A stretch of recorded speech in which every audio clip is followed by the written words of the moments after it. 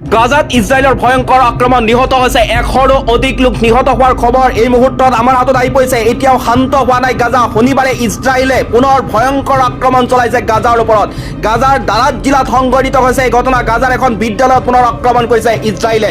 উল্লেখ্য যে বিদ্যালয়খনতে স্থানচ্যুত বহু শৰণাৰ্থীয়ে আশ্ৰয় লৈ আছিল আৰু শনিবাৰে পুৱা শৰণাৰ্থীসকলে প্ৰাৰ্থনা কৰি থকাৰ সময়তে সংঘটিত হয় এই ঘটনা। এই আক্ৰমণত 100ৰো অধিক ফিলিস্তিনীৰ মৃত্যু হৈছে। ইয়াৰ উপৰি বহু লোক গুৰুতৰভাৱে আহত হৈছে। ইজৰাইল বাহিনীয়ে বিদ্যালয়খনত 3টাকৈ ৰকেটেৰে আক্ৰমণ কৰিছে। এইখিনিতে উল্লেখ কৰা প্ৰয়োজন যে 2023 চনৰ 7 অক্টোবৰত হামাছে ইজৰাইলত চলাইছিল ভয়ংকৰ আক্ৰমণ।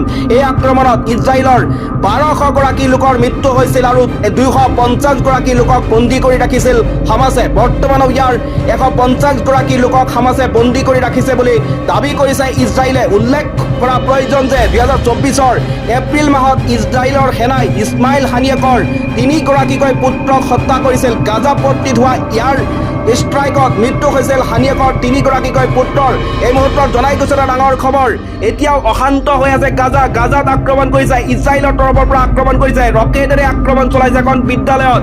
100 গৰাকী ফিলিস্তিনীৰ মৃত্যু হোৱাৰ খবৰ এই মুহূৰ্তত আমাৰ হাতত আহি পৰিছে।